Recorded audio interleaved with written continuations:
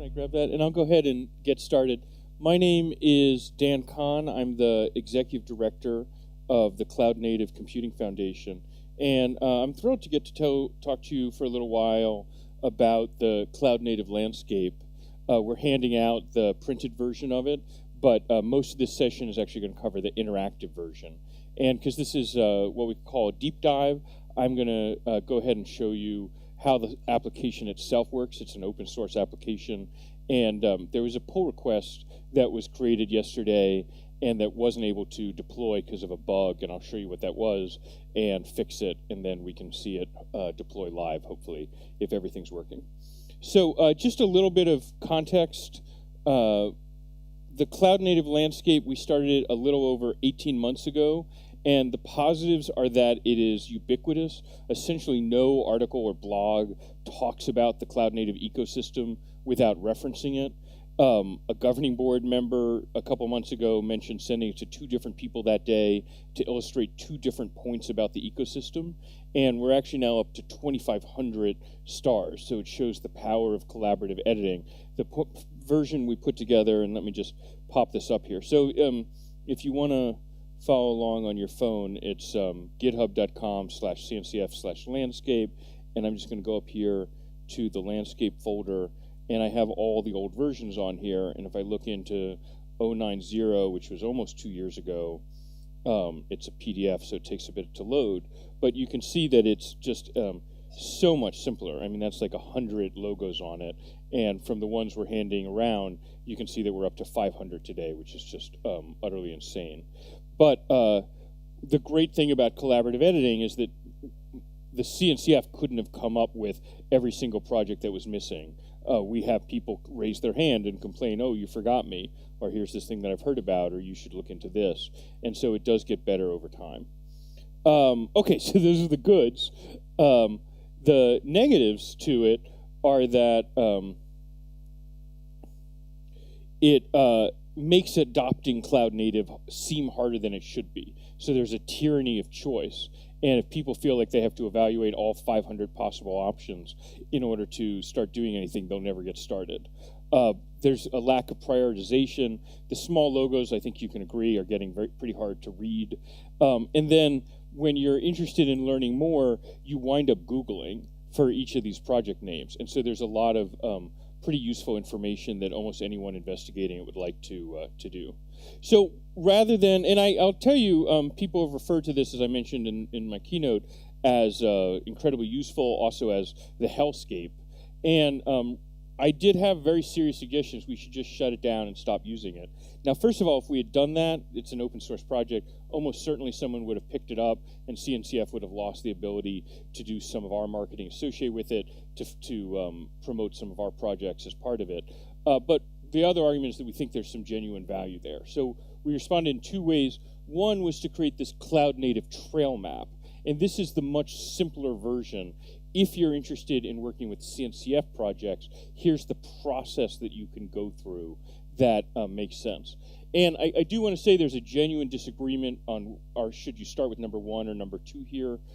I made the argument yesterday that CI/CD is actually the most valuable, most important part of a lot of the work that we're doing.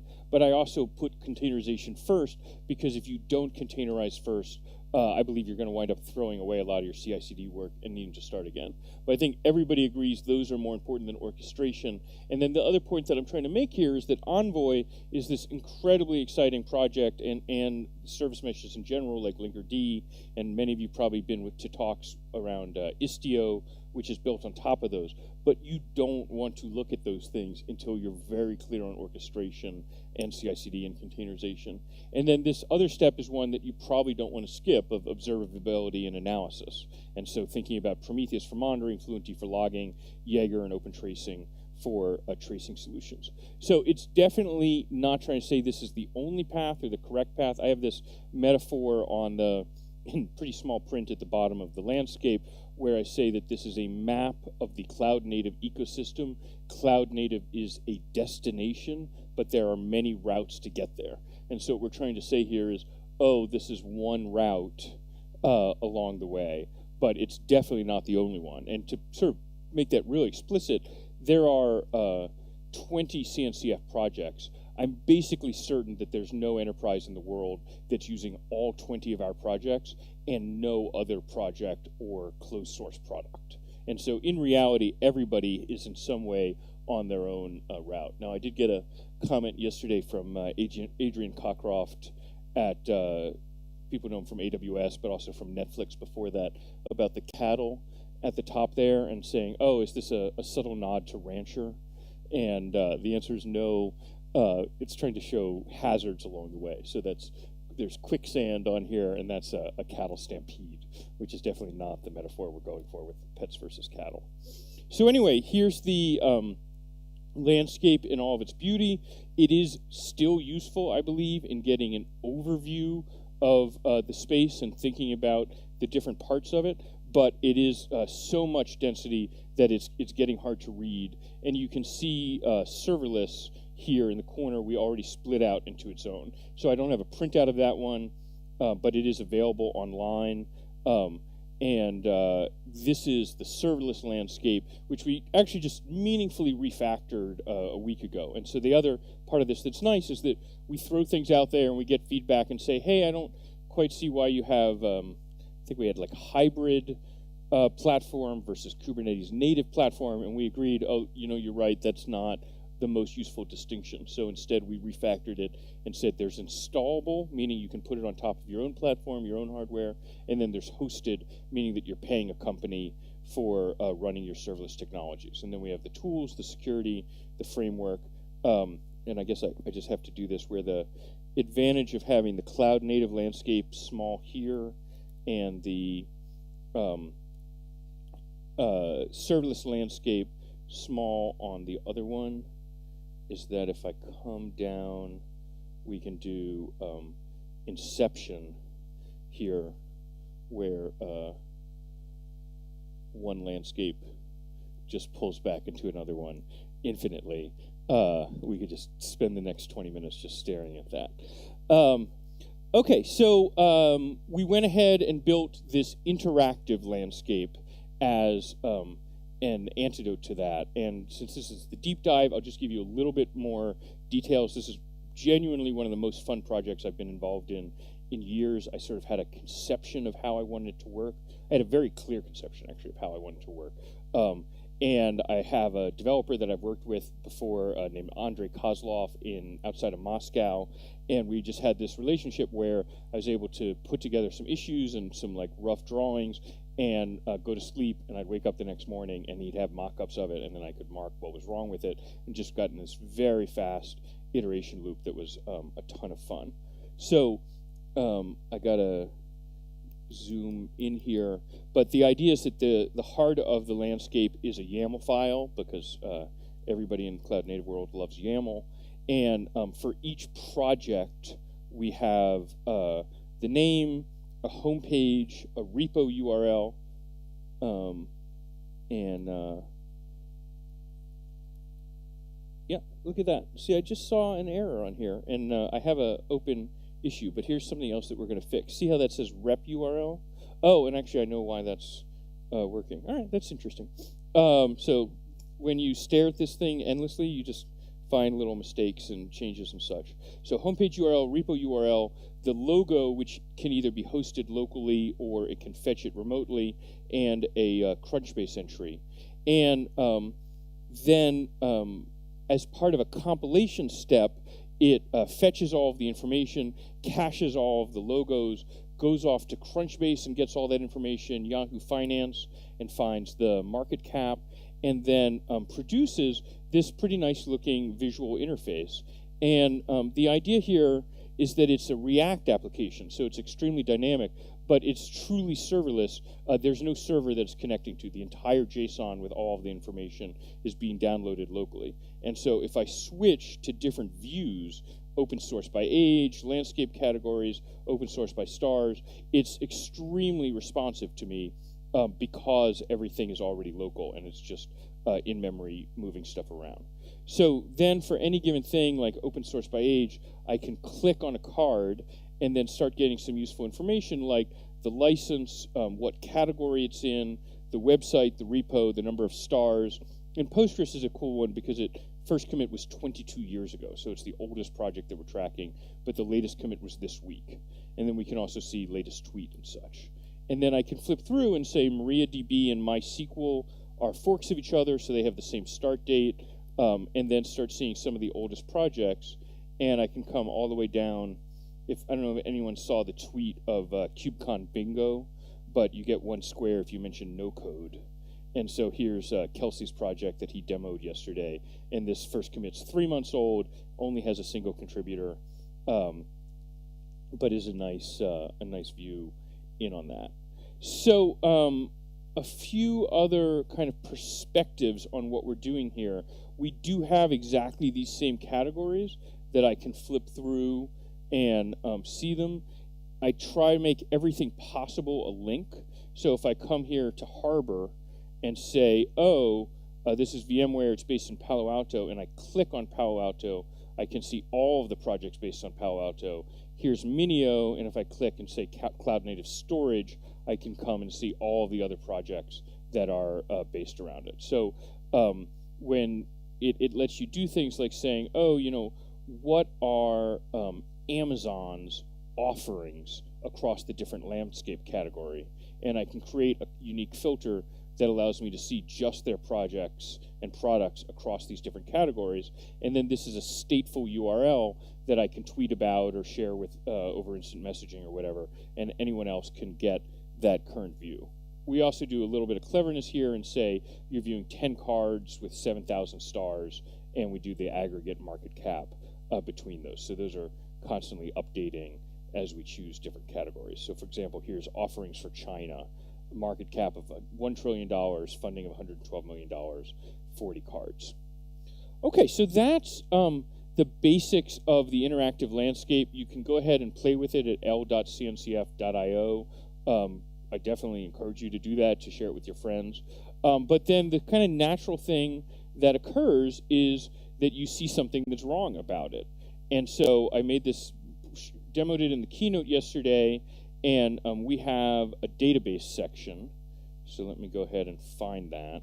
And if I say, let's see, by age, MariaDB, database and data warehouse. So we have 37 cards. It's actually one of our very biggest sections where we're trying to cover every sort of major production database today that people run in cloud native environments. And, excuse me, someone from the Neo4j environment database came in and said, hey, I'd like you to use mine. And we have, oh, let's see if he already fixed it. Yeah, look at that. Okay, so he already figured out the problem. So he wrote a, let's see, they wrote this landscape, this edit to the landscape.yml, and they just added in the right section, Neo4j, the homepage, the repo URL, the logo, Twitter, CrunchBase. And now, their first version of it, they didn't have this GitHub URL correct. But they went ahead and did a second commit since I looked at it last. And so all I need to do now, in fact, what's actually pretty cool about it, is that we use a service called Netliffe, and it's hooked into GitHub. Anytime we make a change or anyone opens a pull request, it goes ahead and creates a staging server. So I can look in here, and it's actually sort of an amazing thing because it's a separate server, a separate instance of this project for every pull request that's ever been made and every previous commit that's ever come up. And here it is, and I can say, all right, that looks okay, and see it's NeoJ Inc., formerly Neo Technology, not the best name. The tweets are there, and 11 years old, $80 million of funding, so that comes in from CrunchBase, and this all looks fine to me. So because I'm happy with this preview server, I can just come in and say, squash those changes, confirm, and squash. And now Netliffe in the background is going to go recompile the whole app and prepare for it. Now, I'm going to make one more change just because I'm looking at it, which is we pull, here's CrunchBase, and here's Neo Technology. And what we've done is that a bunch of these orgs didn't have a CrunchBase entry, or a bunch of them were incorrect, they were missing the city, etc. And so here's an example where I understand why they wrote this, but it just doesn't look very good.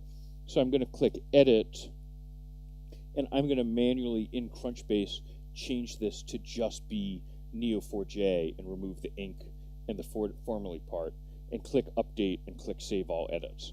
And now we actually CrunchBase caches their info for 10 minutes, so we're not going to instantly see this, but then every night we run an update server that goes and fetches all the latest information from CrunchBase, from GitHub, from a best practices badge. And so today, if we look here under our list of organizations, let me just zoom in, we're going to see this kind of ugly there, Neo4j Inc., formerly Neo Technology. But tomorrow, this will change to just Neo4j. And so I'll give it another 2 minutes. In fact, I can go into app.netliffe.com and take a look at landscape, and under production deploys, see that it's building. And so right now, it's loading in all of those images, it's fetching it, it has to fetch the updated GitHub information and such for that project. And before long, it'll finish, and we can go. So that's kind of my overview of the interactive landscape. I'd be happy to spend a few minutes now and answer any questions you have for it. So why are the projects laid out like this? Why do we deploy it like this? If you want to sort of argue that it's the tyranny of choice and all those sorts of things, and what we should do differently. So any thoughts or questions? I guess relatedly, are you finding it useful? Please, Annie. If I want to make some edits, is there a logging process? Closer. Say it again. I mean, if I want to edit what you just did, is there a logging process? Not everybody can edit my page, right? Yeah. So the first step, if you want to add, if a Huawei project is missing there, is here in GitHub, you can just click fork, and it'll create your own version of it. And then you would go into, so you don't have edit privileges on this, but you would on your fork, and then you would just go in and click edit, and you can edit it through the web interface. So one of our aspirations for it is that you wouldn't need to be a programmer in order to make changes to it. Now, I mean, you do have to follow the format, the syntax, and everything. And then on having made the change, GitHub will say, do you want to open a pull request against it? And when you open that pull request, Netliffe would create the preview server, and then that would give you the chance to confirm that it looks the way you want it to. And since you asked the question, we'll just go ahead and confirm. If I say organization, Huawei, and I have to open up the categories. So we have you 6 times here, which is nothing to sneeze at, but you're listed as one of the public clouds. You have the Container Ops project, and I'll go ahead and say that maybe the most challenging part of this whole thing was trying to find high-resolution logos for every one of these, and so like this only had a low-resolution logo, but I have this other guy outside of Moscow who's a designer who rebuilt it as an SVG. You're certified Kubernetes. You have the non-certified Kubernetes offering that we're hoping to get you guys to change. You have a serverless offering because you have function stage, and then you're a Kubernetes certified service provider. But feel free to add in other ones that we're missing. Other questions or thoughts or suggestions? Let's see if this one is. Yeah, this is almost finished deploying. Just 1 sec, he's going to go first. We talk about cloud-native application. About the what? Cloud-native application. Do you provide an end-to-end example that use, I don't know, Linkerd and other tool on the landscape? An end-to-end example of using the different CNCF technologies? Oh, that's an interesting question. I actually had a project along those lines a year and a half ago. And it ultimately didn't work out that well, and it's kind of interesting. It was a project that we just called Demo, where we were trying to show multiple different applications running on Kubernetes using Linkerd using Prometheus for monitoring and such. So, first of all, it's hard to find really good open source microservices applications. There's less of them than you think. What we have today is another project that is trying to accomplish something similar, which is a continuous integration project. It's available at cncf.ci. And so far, we only have 5 of the 20 CNCF projects, but we are adding more of them. And then you can see that we're deploying those across multiple different clouds as well as bare metal. And we're doing this daily in order on both the latest release and on head in order to demonstrate the different projects working together and give a little bit of confidence that yes, these different pieces work well together. I sort of feel today it's becoming more expected that they're working together, and so it's still useful, particularly for the head, but there's a little less demand for, oh, can I really use these technologies together? That enough folks are actually doing it in the real world that there's more confidence around that. I think he has a question right here, please. You could just grab this mic if you don't mind. Thank you. So is there sort of a mapping or somewhere we can find the relationship between the CNCF projects and, for example, Linux Foundation projects? Is there? So CNCF is part of the Linux Foundation. So every CNCF project is technically a Linux Foundation one as well. We actually do have several projects in here. For instance, Rethink DB, I helped rescue out of Chapter 11 and get relicensed from HEPL to Apache 2.0. And here it is, and it's listed as the Linux Foundation because it's a project of it. So if I click that, I can see that open messaging was contributed by Alibaba, Rethink DB on the database, and then the Linux Foundation has a training. It turns out if you go in here that there's actually a few others that are all under their own categories. So we have Open Container Initiative, OpenVSwitch, Open API Initiative, OpenSDS, and I could still be forgetting some.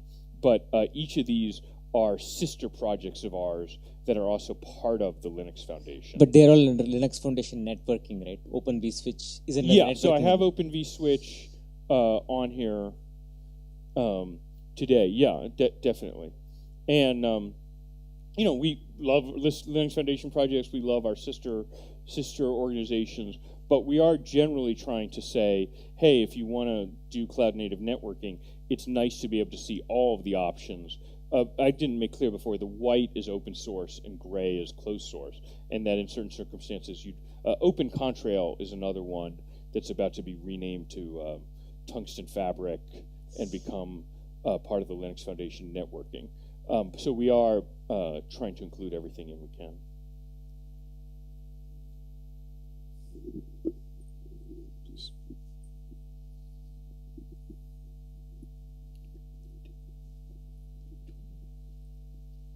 Just kind of a self-serving question, but what about, has there been any consideration for including any kind of news feed? So for any of these companies, if they had, I know that there's Twitter in there, but you know, news from journalists or otherwise? We've gotten this question of saying, oh, it'd be so useful if I could just click on this and see like which end users are using each of these technologies. And the answer is yes, it would be really useful, but there's no good public source of that information. So, I mean, what we have instead is if you just go to cncf.io, we have a list of our end user community, and we have it's a great list, and essentially every company here is either using Kubernetes or about to use Kubernetes. But as for which are our other 19 projects they're using, it would be great if we could talk about that. And maybe we're getting to the point that we could do a survey of them, and they'd be willing to say, "Hey, I'm in active production with this. It's in a lab. I'm considering it." But unfortunately, there's just really poor information. The site that I use sometimes is called Stackshare. I think is the. I'm violating my. There's like 30 different of these sites. I think Stackshare is the one that's probably most popular, but I just find they're kind of horribly out of date. where like at some point some engineer who worked there filled out some things. But if I click in, I can say, okay, there's 475 companies that use Kubernetes, and even their like list here of so companies using Kubernetes, Wix. So and then I can look at these and 487 more. Unfortunately I found the source of the quality of this information to be extremely low, and so I haven't looked at integrating it. Sorry, which site?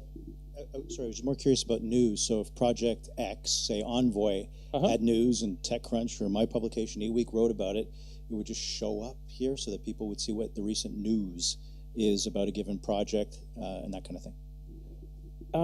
I mean, we have end user case studies that have information. We have each of the projects sort of keeps track of its contributors, and they tend to have a set of logos on the front of it.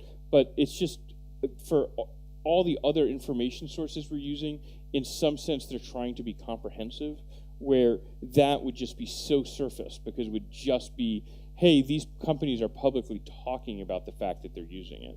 I mean, it's not crazy. I would like to have more. It would represent an existence proof to say, oh, this must be relatively serious if these actual companies out here are willing to admit to the fact that they're using those technologies. So definitely something to think about. Yeah, Chris. Let's say. Are there any search capabilities? Sorry, what's that? Search? Yeah. You know, I originally was planning to add search into it, but what I find is that just being able to hit Command F in your browser and say, like, show me Pareto, and it takes you right there, does awfully well. And then the fact is that once I see that, if I click on it, my URL just changed to selected equals Pareto. So the only real value I could see in adding an actual search to it is if you wanted to search for like certain phrases or subwords or something, which is kind of an advanced feature for what this is. But I guess it's officially on the to-do list. It just never seemed all that important because the Control F is so fast, partly because it's all loaded locally. But even the search would still just be searching the JSON that's in memory anyway. I think I know the answer, but could you give a little more information about how you generate the statistics on the repositories? Yeah, so this is actually one of the fun aspects of it, where every day we go off to GitHub and fetch a bunch of information. And so here's the GitHub repo. We fetch the number of stars, the first commit and the latest commit, the number of contributors, the latest release. But what's neat, for example, is if you click on the number of contributors, it takes you right to that page, and you can click down and see those contributors, and you could even sort of look at, is the trend going up, or in this case, it sort of was super active, and now it's been less active the last few months. There's also some amusing aspects of how we had to do the software development for this, where the GitHub API includes an option to see the latest commit, but it doesn't include an option to find the first commit.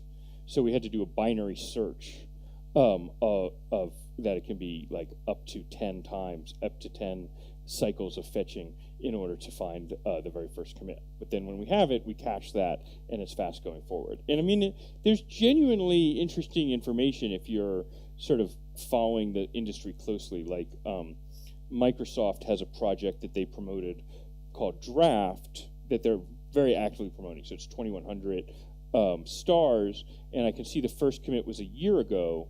And if I click on it, I can see, oh, that's Copyright Engine Yard. Well, Engine Yard was the parent company of a startup called Deus that Microsoft Azure acquired.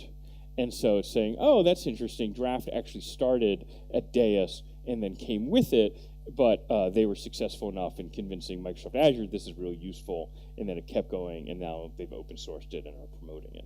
And so the first commit part is actually genuinely fun on it. I'll just mention one other piece we're getting from GitHub, where you can see that we say license MIT, and so GitHub runs a Ruby gem called licensee on the code to look for fuzzy matching of license text, and then if it sees it, says MIT here. But a ton of people, particularly old, so if you start a project new on GitHub, it creates an option, say what license you want to use, and it puts in the right text and you're set. For people who have older projects, they often don't have exactly the right license text, or they put in a special copyright or something else. Licensee doesn't know what it is. So I have an intern who's going through each of our projects, and I will just show you, if I come here and say, just show me open source, but group it, so sort alphabetically, but group it by license. And I can see that almost all the licenses are quite small. AGPL is 4, but there's 164 Apache licensed projects, including all the CNCF ones. I'll mention that's a prerequisite for becoming a CNCF project.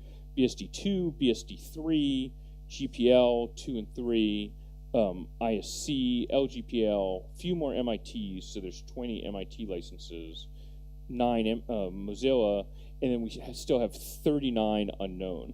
But this was like 65, and she's been going through each of these repos, downloading it, running licensee on it to find what the issue is. And if it's explicitly like multi-licensed or something like that, then licensee can't do that. But for a ton of them, she can do a pull request, and then there's a little conversation back and forth.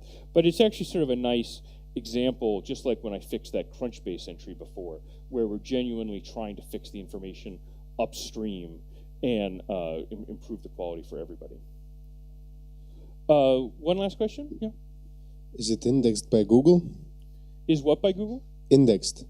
The index? Yeah. So that was actually that's an interesting question. It wasn't at first. So we very much designed it to be indexable by Google. It wasn't at first, and it's kind of an odd problem where we designed this for modern browsers, so now if I come here to fetch as Google, this is their webmaster tools, and click through, and it was just fetching as a blank page, and it turns out that their crawling robot is using like a very old version of Chrome. But amazingly, because we're using Babel to transpile all the information, it was a single line change to say, translate everything from some version of ECMAScript 7 to 6 or whatever it was, and instantly Google was able to fetch it. And so Google is fetching this, but I will complain, I don't know if there's anyone from Google in here who can take responsibility for this, that on my crawl stats, so we have a sitemap to make this very easy. Google's fetching the sitemap, and of our 501 pages that we've submitted, which is the home page plus 501 zoomed in pages, it's only indexing 419 right now. But what's strange is of the images, it says that it's only indexed 1. But then what's neat about it is that I can go to site landscape.cncf.io. No, it didn't quite work. And choose images. And here is every image that Google has already cached from the site. And it's almost all of them. And so there's something out of sync with. I think Webmaster still is too old. Yes, hopefully in another month or so. They've actually got a new tool for that. It's called Search Console. I thought I was using that. Google Search Console? Yep. And no, I thought I was already there. Try the new version. There's an invite to try. Oh, no, there's an old and a new version. Oh, try the new Search Console. Very nice. And index coverage. So see, it says 1,334 valid pages, and I go into Open Report. Yeah, I'll come through here and see if I can find out. So this is just showing me all known pages. It's not showing me images. But obviously it does have a ton of these images. And I will say that I've spent way too much time searching Google to find high-res SVGs of all these things. And it's funny that now often when I check, it just shows me the one that's already on my site. So that's probably a sign of success. And my aspiration for this, I mean, it's very useful even just to have the correct up-to-date logo, the correct up-to-date Twitter feed for all of these projects and all of these products. And so my aspiration is that this would become kind of a standard repository for all that. Well, I'll stop there. Thanks all very much. Just come up to me afterwards. l.cncf.io, and in particular, if your product or project is missing or you see bugs in it, please open a PR. I'd love to fix it. Thank you.